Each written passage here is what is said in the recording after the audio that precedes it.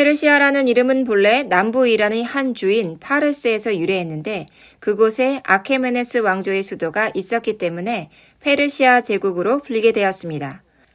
페르시아는 키루스 대왕에 의해 세워졌는데 키루스는 오늘날 이란인들에게 건국의 아버지로 불리우고 있습니다. 이번 시간에는 메소포타미아 문명에서 시작된 고대 바빌로니아부터 페르시아까지의 역사를 알아보도록 하겠습니다. 페르시아 제국의 탄생, 바빌로니아 제국에서 페르시아 제국까지. 바빌로니아는 수메르인과 아카드인들로 구성된 제국입니다.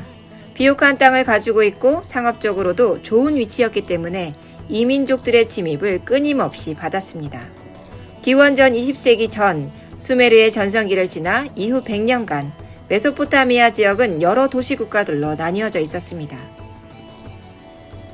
바빌로니아는 바빌론을 중심으로 주변 국가들을 정복하면서 바빌로니아 제국을 이루게 됩니다. 이곳 바빌로니아 사람들은 시리아와 가나안 사람들과 무역을 하였고 바빌로니아에도 무역을 위한 아모리인의 이주지가 생기기도 했습니다. 바빌론의 6번째 왕 함무라비 왕 때 메소포타미아의 패권을 장악했는데요. 그는 유능한 지도자였습니다. 이때 바빌로니아를 중심으로 대대적인 문예부흥이 일어납니다.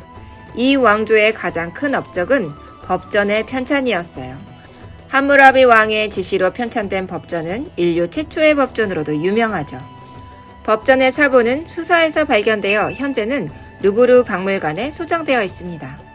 바벨론은 이신, 엘람, 우르크 등의 도시국가와 마리 왕국을 무너뜨리고 지중해까지 그 영향력을 미쳤습니다. 이렇게 잘나가던 고대 바빌로니아는 히타이트에 의해 멸망하게 되었고 카사이트 왕조가 세워집니다. 카사이트 왕조의 지배는 힉소스인이 이집트를 지배한 것과 거의 동일한 시기로 카사이트 왕조가 힉소스인이라는 추측을 하기도 합니다. 실상 그들의 지배권은 축소되어 서부 아시아 지역에 대한 패권은 완전히 상실하고 아시리아의 수도 아슈르의 고위 성직자들이 스스로 아시리아 왕으로 옹립하면서 바벨로니아는 완전히 해체되었습니다. 그러나 바벨론은 여전히 제국의 수도였으며 서아시아의 신성한 도시로서의 기능을 잃지 않았죠. 성직자들은 강력한 권력을 유지했습니다. 아시리아가 지배하고 있는 동안에도 바빌로니아는 계속해서 영향력을 키워나가고 있었습니다. 기원전 627년 아시리아의 마지막 통치자인 아슈르 바니팔이 죽고 다음 해에 바빌로니아의 칼데아인 나보폴라스르가 아시리아의 폭정에 대항하여 반란을 일으켰습니다. 기원전 612년 메디아와 연합하여 니네베를 파괴하면서 아시리아 제국을 멸망시키고 다시 제국의 패권을 되찾게 되는 바빌로니아입니다. 이를 신바빌로니아 제국이라고 칭합니다. 나보폴라사르의 뒤를 이은 네부카드네자르 2세는 기원전 585년에 페니키아를 정복하는 등 다시 한번 바벨론을 세계 문명의 중심으로 만들었습니다. 이때에 페르시아인들은 양을 치며 사는 부족으로 메디아의 땅끝 쪽에서 메디아의 지배를 받고 살고 있었어요. 메디아의 왕 아스티아게스는 어느 날 손자가 자라나 자신의 왕위를 빼앗고 페르시아의 지배자가 되는 꿈을 꾸었지요. 지혜롭지 못했던 그는 두려움을 느끼고 자신의 손자를 죽이라고 명령하죠. 하지만 그가 총애했던 신하 하르파고스는 자신의 손에 피를 묻히기 싫어 소치기에게 그 명령을 대신하게 했고 마침 자식이 없었던 소치기는 그 아이를 키우고 대신 죽은 자신의 아들을 보여주며 거짓 보고를 합니다. 이렇게 소치기 부부 사이에서 자라난 아이가 바로 키루스입니다. 기원전 549년 키루스는 메디아의 왕 아스티아게스에게 반기를 들었습니다. 아이러니하게도 키루스를 죽이라는 명령을 받은 하르파고스는 키루스에게 반란을 일으킬 것을 종용했습니다. 그로 인해 아스티아게스의 군대는 왕을 배신하였고 키루스가 엑바타나에서 왕으로 세워지며 메디아 왕국은 쉽게 멸망하게 됩니다. 키루스는 메소포타미아 북부로 원정을 나갔습니다. 이때 신바빌로니아의 마지막 왕 나보니두스는 그의 아들 벨샤자르에게 군대의 권한을 맡겼죠.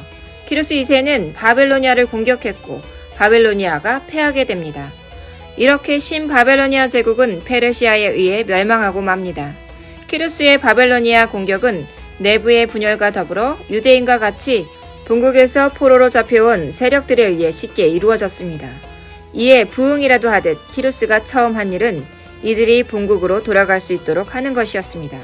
이로써 페르시아는 아시아 전체를 지배하는 제국으로 거듭나게 됩니다.